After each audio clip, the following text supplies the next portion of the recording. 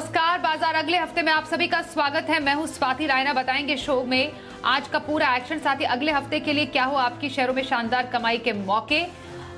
पूछ सकते हैं सवाल, व्हाट्सएप करें 9582222266 नंबर है हमारा। सोशल मीडिया प्लेटफॉर्म पर भी आप सवाल पूछ सकते हैं, फेसबुक पर @ZBusiness ऑनलाइन और ट्विटर पर @ZBusiness पर भेजिए अपने सवाल #बाजार आज और कल लिखकर। और मेरे साथ आपकी अगले हफ्ते की तैयारी कराने के लिए जी बिजनेस के मैनेजिंग एडिटर अनिल सिंह भी है। उनसे जानेंगे सोमवार की स्ट्रैटेजी और साथ ही एक और खास मेहमान का परिचय करा दें, ट्रेड स्विफ्ट ब्रोकिंग के डायरेक्टर संदीप जैन। संदीप जी का स्वागत करते हैं शो में। बातचीत शुरू करेंगे आपसे, लेकिन उससे पहले आज के बाजार पर एक नजर डाल लेते हैं। तो आज था हफ्ते का आखिरी कारोबारी दिन। बाजार हुए गिरावट के साथ बंद। सेंसेक्स 87 अंक फिसलकर 61,663 के लेवल पर बंद हुआ। निफ्टी में हमें दिखी 36 अंकों की कमजोरी। बैंक निफ्टी 21 अंकों की गिरावट के साथ 42,450 के स्तर पर आज हुआ बंद। एडिटर्स टेक में अब अनिल जी से समझते हैं कि बाजार में आज हफ्ते के आखिरी कारोबारी दिन ये दबाव कहां से बना और क्यों बाजार अच्छे ट्रिगर को भी नजरअंदाज कर गए। हफ्ते के आखिरी दिन भारतीय बाजार सीमित दायरे में उतार चढ़ाव के बीच हल्के से नुकसान के साथ बंद हुए। शुरुआत सुस्ती के साथ हुई, उसके बाद फिसले भी और नीचे में 18,200 तक निफ्टी आता हुआ नजर आया। लेकिन आखिरी एक घंटे में रिकवरी आई और रिकवरी इस बात को लेकर आई कि रशिया की तरफ से अमेरिका से बातचीत के संकेत आते दिखे हैं कि यूक्रेन वाले मामले पर वो एक उच्च स्तरीय बैठक और बातचीत करना चाहते हैं। उससे बाजार में हल्की फुल्की शॉर्ट कवरिंग और रिकवरी आई। फाइनली अच्छी बात ये थी कि बंद होते होते हम 18,300 के ऊपर बंद होने में कामयाब रहे, हल्के फुल्के 35 अंकों के नुकसान के साथ। और बैंक निफ्टी तो महज 20 अंक नीचे बंद होता दिखा। 42,400 के ऊपर हम क्लोज होते हुए दिखे।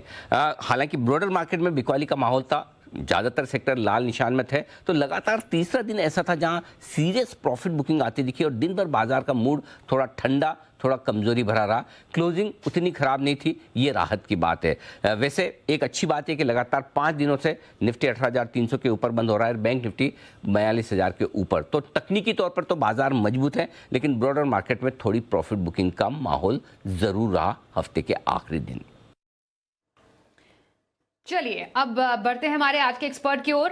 संदीप जी, क्या हुआ आज बाजार में, क्या समझे बाजार के इस एक्शन को देखकर और अगले हफ्ते क्या एक मूड और ट्रेंड सेट करता हुआ बाजार नजर आ रहा है?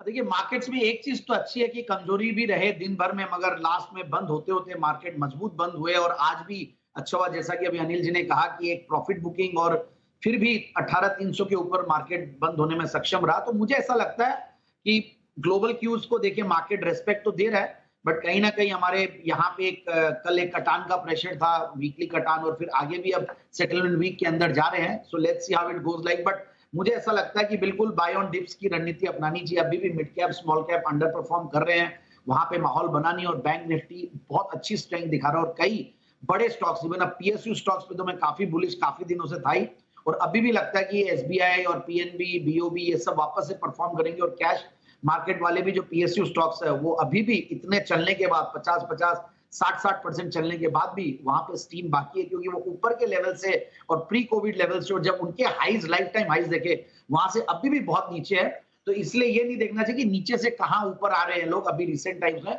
बट ये देखना कि अगर इन्होंने लाइफ टाइम हाईज जो बनाए थे वहां से कितने नीचे से अभी भी कोई रिकवरी हुई नहीं है। सो मुझे लगता है कि आने वाला 6 महीना साल भर बहुत बढ़िया रहेगा पीएसयू बैंक्स के लिए, और छोटे पीएसयू बैंक्स पे बिल्कुल ध्यान देना चाहिए। एंड अभी अगर शॉर्ट टर्म की बात करें तो बाय ऑन डिप्स की रणनीति ही अपनानी चाहिए। 17,900, 18,000 बहुत बढ़िया सपोर्ट है और 18,150 पहला सपोर्ट है। उसके बाद देखते हैं क्या होता है। सो बाइंग में ही ध्यान रखना चाहिए। और संदीप जी, हफ्ते भर के नजरिए के लिहाज से कौन से स्टॉक में स्ट्रैटेजी बनाने की आपकी सलाह रहेगी आज? बिल्कुल, महिंद्रा ग्रुप का एक स्टॉक है जिसको मैं लॉन्ग टर्म के लिए जनरली रेकमेंड नहीं करता। मुझे कुछ बैलेंस शीट को लेकर जनरली वो रहता है, but yes the company is doing very well और कुछ नए इनिशिएटिव्स ले रहे हैं। वो Mahindra holiday and resorts, MHRIL, और ये स्टॉक 274 के लगभग क्लोज हुआ है। 295, 310 के टारगेट के लिए ले और 263 का स्टॉप लॉस लगाए। सो पोजिशनल पिक के तौर पे Mahindra holiday and resorts. Mahindra holiday and resorts, ये हफ्ते भर का नजरिया पोजिशनल ट्रेड है संदीप जी की ओर से। और लॉन्ग टर्म के लिए कौन सा स्टॉक पोर्टफोलियो में ऐड करने की आपकी सलाह रहेगी? बिल्कुल, वो भी इत्तेफाक है कि मैं महिंद्रा CIE ऑटोमोटिव वो भी लॉन्ग टर्म पिक के तौर पे लाया। मुझे ऐसा लग रहा है कि महिंद्रा ग्रुप की सारी कंपनियां बहुत जबरदस्त परफॉर्म कर रही है और काफी सारे stocks one after the another दिए और महिंद्रा सीआई मैंने जेम्स पे भी दिया हुआ है, एसपीएल मिड कैप सेगमेंट में भी दिया और अभी भी ऊपर के लेवल से बहुत ज्यादा करेक्टेड तो नहीं बोलूंगा बट करेक्टेड है, बट उसके बाद जो क्वार्टरली रिजल्ट्स आए हैं वो बहुत बढ़िया आए हैं और इसलिए मैं सितंबर के रिजल्ट्स को देखते हुए वापस इस स्टॉक को इंक्लूड करने की कोशिश कर रहा हूं और देखिए 18 के पी मल्टीपल पे सस्ता है स्टॉक और पिछले अगर 5 साल की प्रॉफिट की कैगर देखें तो 18-19% के लगभग ग्रो किया है कंपनी ने और एक बहुत बढ़िया इंटरनेशनल पार्टनर भी है कंपनी में, तो उसकी वजह से भी मतलब जो प्रोमोटर ग्रुप है वो मान लीजिए आप बहुत स्ट्रांग है और पेडिग्री भी बहुत बढ़िया, एफआईएस डीआईएस भी करीब 15-16% के लगभग होल्ड करते हैं। तो मेरे हिसाब से इस स्टॉक को क्वार्टरली रिजल्ट्स को देखते हुए, पेडिग्री को देखते हुए और ऑटो इंसिलरी सेक्टर में जो बज है और मैं काफी सारे एक के बाद एक स्टॉक रेकमेंड किया हूं ऑटो इंसिलरी से, तो मुझे लगता है कि स्टॉक को बिल्कुल इन लेवल्स पे ले 330 और 350 के दो टारगेट्स हैं। ओके, तो लॉन्ग टर्म के लिए यहाँ पर महिंद्रा सीआईई ऑटोमोटिव में खरीदारी की सलाह संदीप जी की ओर से। आइए अब पहले कॉलर से बात करते हैं जो हमारे साथ हैं लाइव शो में शामिल, अहमदाबाद से जगदीश मोदी। जगदीश जी स्वागत करते हैं, बताइए कौन से स्टॉक पर है आपका सवाल?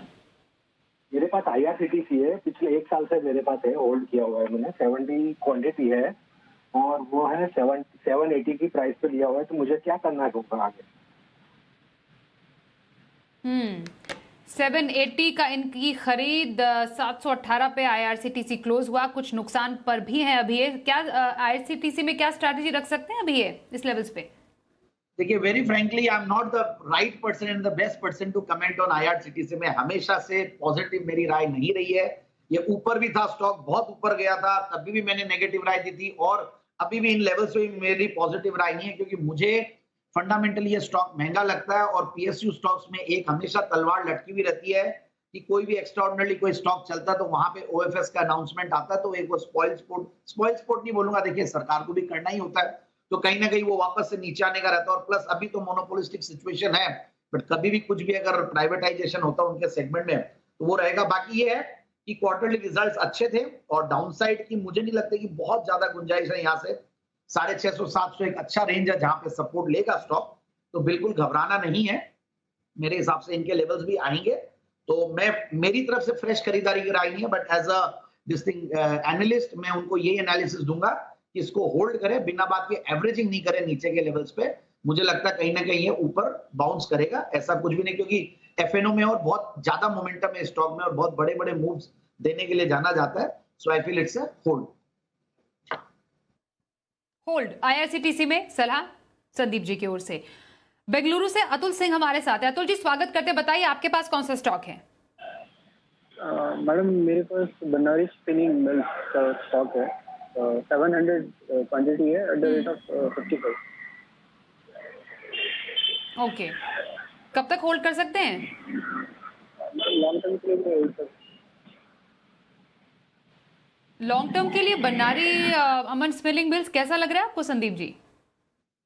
नहीं देखिए ये स्टॉक भी देखिए बहुत कम चर्चित नाम है, बट ये जैन साहब के जेम्स में ये स्टॉक एक बार आया हुआ है और मैं इस स्टॉक को रेकमेंड भी किया था। देखिए बहुत बड़ा करेक्शन भी आ चुका है, टारगेट्स अचीव हुए थे और उसके बाद एक ऐसे लेवल पे है और चूंकि देखिए ये स्पिनिंग वाले या टेक्सटाइल वाले स्टॉक्स बहुत बढ़िया नहीं कर रहे थे और इसका भी सितंबर क्वार्टर का रिजल्ट्स नेगेटिव में था, ये एक रीजन है। बट यही कहूंगा कि आने वाले दिनों में फिर से चीजें सुधरेगी, ऐसा कुछ भी नहीं। इन लेवल्स पे इनको मैं राय नहीं दूंगा एग्जिट लेने की, बोरोइंग्स भी है, सब कुछ है और बाकी बट जो पेडिग्री है, जो ग्रुप है वो स्ट्रांग है, तो मेरे हिसाब से एक बार एग्जिट नहीं लें और इस पे होल्ड करने की राय मैं दूंगा। और देखते हैं कि भाई कई सारे इन्वेस्टर्स भी इसमें इन्वेस्टेड है जो 1% से ऊपर वाली अगर वो देखते हैं तो पुराने समय में, तो मेरे हिसाब से ये स्टॉक चूंकि क्वार्टरली रिजल्ट्स खराब थे इसलिए करेक्ट हुआ है, तो but now you have to give time and थोड़ा सा होल्ड करने की ही राय दूंगा। होल्ड करने की सलाह बनारी स्टॉक पर आपकी हमारे आज के एक्सपर्ट की तरफ से। आइए अब अगले कॉलर से बात करें। श्री गंगानगर से प्रीति गुप्ता हमारे साथ है। प्रीति जी स्वागत करते हैं, क्या सवाल है आपका? मैम मेरा सवाल जेंसे टेक्नोलॉजीज के रिगार्डिंग है। हेलो, ये क्या लेवल से आपके? मैम मेरे पास 55 क्वांटिटी है एट 538 रेट, तो इसका क्या व्यू है फ्यूचर के लिए? ओके, बहुत ऊंची प्राइस पर खरीद इनकी 538 पर, 214 पर जेंसा टेक की क्लोजिंग हुई। कब लिया था आपने ये stock? Ma'am approximately 5 months back, 4-5 months back. 5 महीने पहले। ओके, संदीप जी? देखिए, मुझे ऐसा लगता है कि 5 महीने पहले तो नहीं, बट इन्होंने दिसंबर जनवरी में लिया था, जब ये स्टॉक जबरदस्त फॉर्म में था। आईटी स्टॉक्स भी चल रहे थे और जेंसा टेक का नाम लेते तो हमेशा जेंसा टेक्नोलॉजीज का नाम आता, और मैंने जब ये जेंस आपके जेंस में रेकमेंड किया था, उसके बाद ये हाईज भी बनाया और अब बहुत बड़ा करेक्शन, क्योंकि आईटी स्टॉक्स में काफी बड़ा करेक्शन आया है और मिड कैप आईटी स्टॉक्स में भी आया। और इस कंपनी के साथ भी ये था कि रिजल्ट पिछले 2 क्वार्टर से कोई बहुत बढ़िया नहीं आ रहे हैं, बट स्टिल यही है कि अब ये इतना करेक्शन हो गया, मुझे नहीं लगता कि डाउनसाइड रिस्क यहाँ से बहुत ज्यादा है। सो जस्ट दैट कि अब इतना करेक्ट हो चुका, तो मैं यही बोलूंगा कि इसको होल्ड करें। बाकी इन्होंने, मैं बोलूंगा कि इनकी जो एंट्री है इसके बारे में इनको ध्यान रखना चाहिए। जब इतना ऊपर कोई स्टॉक चल चुका हो, तो मैं 250-60 के लेवल्स पे रेकमेंड किया, वहां से 538 गया और उसके बाद करेक्ट हुआ, तो ये 539 539 वाज द हाईएस्ट लेवल जहां पे ये एंट्री लिए हैं। तो इनको कहीं ना कहीं देखिए कंसोलिडेशन का वेट करना चाहिए। कोई भी स्टॉक फंडामेंटली अच्छा हो, रिजल्ट्स अच्छा हो और कंसोलिडेशन हुआ हो, वहां पे एंट्री लेने की कोशिश करें। बहुत ज्यादा अगर बज रहता है और बहुत ज्यादा चला हुआ स्टॉक है, तो वहां पे थोड़ा सा कॉशियस होकर एंट्री ले। Risk reward ratios are very important. Rather than picking a right stock, it is more important to have a right risk management strategy. तो बस ठीक है, अब एक बार होल्ड करें, बट मुझे नहीं लगता कि इनके भाव बहुत जल्दी आएंगे। इनको काफी समय तक होल्ड करना पड़ेगा और बाकी हो सकता है कि कुछ अगर ये स्विच करना चाहें तो थोड़े लार्जर आईटी स्टॉक्स भी, वहां पे भी करेक्शन हुआ है, वहां पे ज्यादा जल्दी मुझे लगता है कि कैचअप कर सकता है। So Infosys can be a good bet अगर इनको नया पैसा आईटी स्टॉक्स में लगाना। ओके, नए पैसे के लिए इन्फोसिस में पैसे स्विच करने की सलाह। जेंसा टेक में फिलहाल आपके लिए स्ट्रैटेजी है कि पेशेंस रखें, बने रहें। इंदौर से यश लालवानी हमारे साथ है। यश जी, स्वागत करते हैं, बताइए आज कौन से स्टॉक पर आपका सवाल है? Good evening ma'am. Good evening ma'am, न्यूरेका के 20 शेयर्स लिए थे मैम 1042 पे।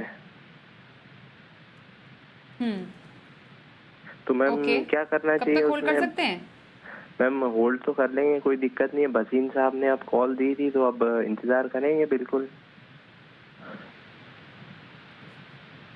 ओके, फिलहाल संदीप जी से पूछ लेते हैं, क्या आप क्या स्ट्रैटेजी अभी फिलहाल होल्ड करने की सोच रहे हैं न्यूरेका? क्या आपकी स्ट्रैटेजी रहेगी इस पर? देखिए, मुझे ऐसा लगता है कि एग्जिट ऑन बाउंस की रणनीति अपनानी चाहिए। जहां पे भी एक बार कोई बाउंस आता है तो निकलने की कोशिश करें। देखिए, इनके क्वार्टरली रिजल्ट्स अच्छे नहीं आए हैं। बाकी देखिए, ये सेगमेंट बहुत हॉट है, इसमें कोई दो राय नहीं है। कोरोना के दौरान काफी रेलेवेंट हो गया था ये सेगमेंट और उस टाइम पे ये स्टॉक काफी चला। बट बाकी जो नंबर्स आ रहे हैं, नंबर्स में देखिए 3-4 क्वार्टर से ये लॉस में ही आ रहा है मार्च के, और अब लगता नहीं है कि बहुत ज्यादा मतलब मुझे कोई वो लगता है। बाकी मेरी राय यही है कि एग्जिट ऑन बाउंस करें और I'm not very frankly, I'm not very confident about the stock and the balance sheet numbers. And देखिए, P multiple भी नहीं आ रहा है और ओवरऑल अगर हम देखें तो कोई बहुत ज्यादा इसमें ग्रोथ भी नहीं है। तो मेरे हिसाब से इसमें थोड़ा सा एग्जिट लेने की राय होगी ऊपर के लेवल्स पे। न्यूरेका लिमिटेड, संदीप जी की इससे बाहर निकलने, एग्जिट की सलाह आपके लिए। उत्तर प्रदेश से कृपा केजरीवाल हमारे साथ है। कृपा, स्वागत करते हैं, बताइए कौन से स्टॉक पर सवाल है आपका? मैम, पतंजलि फूड्स का सवाल था कि 40 शेयर्स लिए हैं 1290 ईच पे।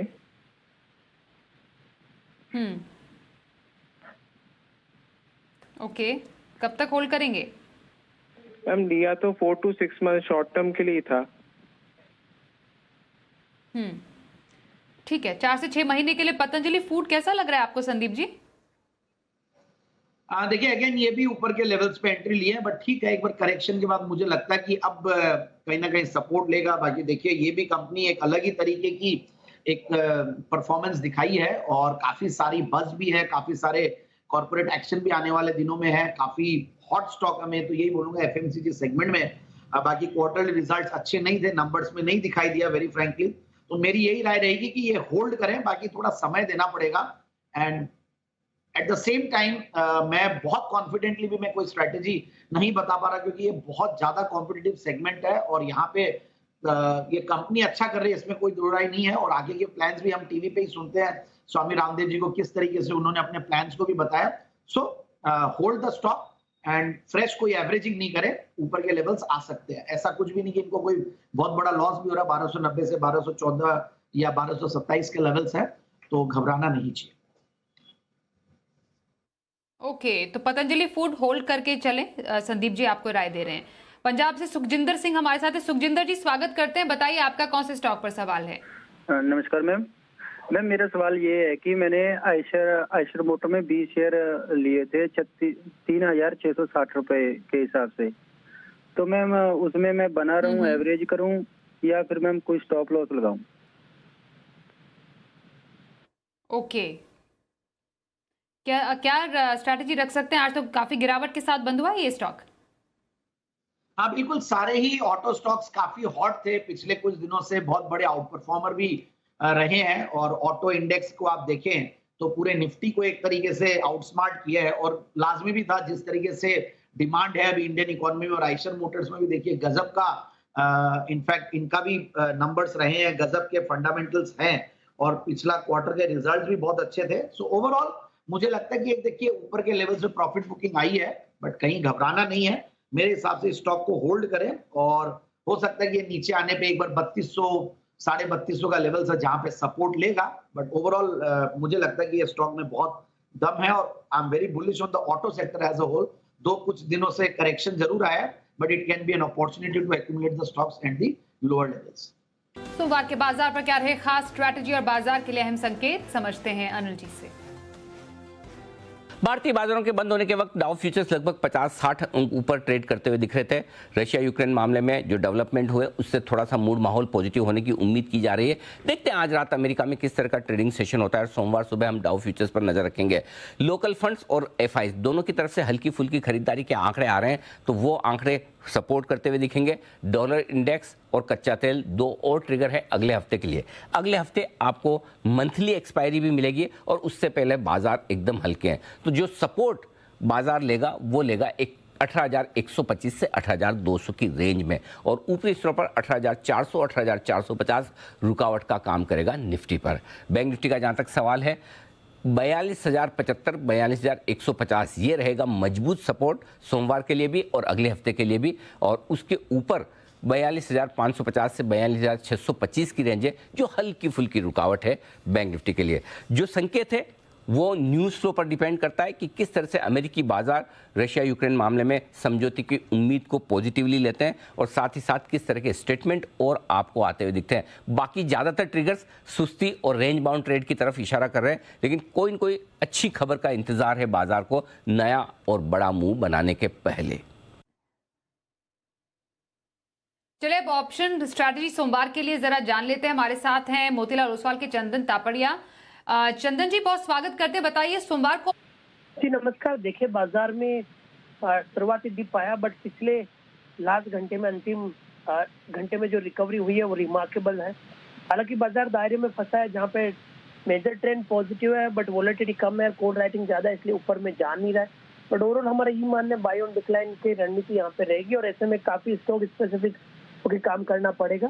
तो निफ्टी में मेजर 18,181 के सपोर्ट को मान रहे हैं, और ऊपर में 18,444 तक के अपसाइड रहेंगे। स्टॉक वाइज एचसीएल टेक पे फोकस है, आईटी कंपनीज अच्छा कर रही है। HCL Tech one of the strongest IT name है, यहाँ पे पॉजिटिव बायस रहेगा, और जिस मोमेंटम बना है लग रहा है यहाँ पे 1115 1125 तक के अपसाइड इमीडिएट में बनेंगे। तो 1100 का कॉल एचसीएल टेक पे लेने की सलाह रहेगी। 4 रुपए का सपोर्ट है, 16 रुपए तक के यहाँ पे टारगेट रहेंगे। दूसरा ट्रेड रहेगा एसबीआई पे। आज देखें इस बाजार में पीएसयू बैंक ने काफी अच्छा काम किया, चाहे पीएनबी की बात करें या फिर एसबीआई काम करे। एसबीआई में पुट राइटिंग हो रही है, सपोर्ट बेस बन रहा है, इसलिए 610 615 तक के स्विंग बनने चाहिए। 600 की एसबीआई की कॉल लेने की सलाह रहेगी। 3.5 रुपए का सपोर्ट है, और ये कॉल ऊपर में लगभग 13 से 15 रुपए के टारगेट को छू सकती है। बिल्कुल चंदन जी, सोमवार की आपकी 2 ऑप्शन स्ट्रैटेजी पर आपने हमसे चर्चा की, धन्यवाद आपका। अब संदीप जी का रुख कर लेते हैं। और संदीप जी सोमवार की आपकी स्ट्रैटेजी इंट्राडे कॉल कौन सी?